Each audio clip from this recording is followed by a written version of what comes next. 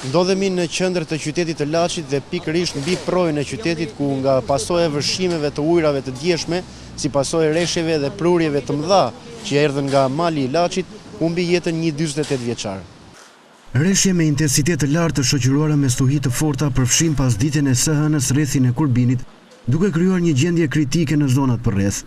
Për shkak të rreshjeve të rrëmbyeshme dhe daljes së ujrave të përrojit, shtetasi Kol Mënga, 48 vjeç, ka humbur jetën pasi u përfshi nga rryma e fuqishme e ujit. Uji ka vërshuar në 30 banesa në zonën e stadiumit, 20 banesa në lagjen Demokracia, si dhe disa banesa në lagjen Sanxhak. Fëmin 2 muaj që kam nxjerrën për jashtë, të rashisi o zoti mam. Me fëmin tjetër 4 vjeç.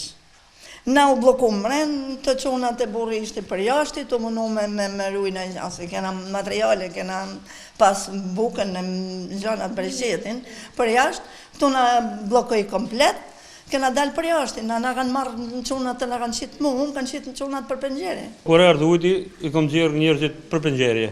Bëhet verifikimi, familje për familje, konstatimi i dëmeve, orën 2 pajisje, nga ana ndërtimore, dhen të dhej çatir dhe me këto dhëna qarku operon në tir vlerën e dëmit real. Pastrohet kanalet burrë dëmit që janë bën.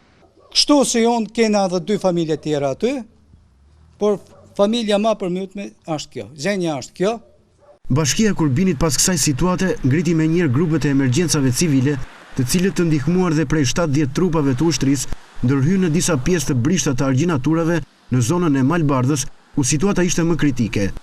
Këndshmëria ka qenë numër 1, por ka qenë e pashmangshme gjithë ato rreshje shiu që kanë rënë, kanë lënë dhe pasojat e veta.